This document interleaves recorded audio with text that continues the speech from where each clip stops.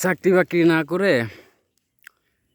এরকম 4-5টা গরু নিয়ে যদি পড়ে থাকা যায়, তাহলে তো মনে করেন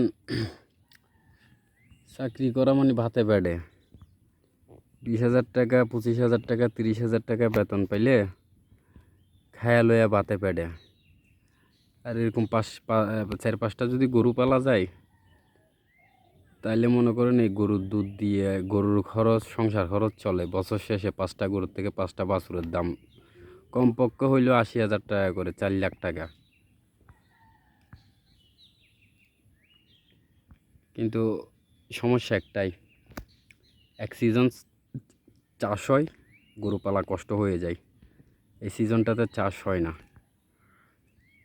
এই জন্য গরুগুলা ধান খেতে আর কি, ধানের জমিতে চড়তে পারে।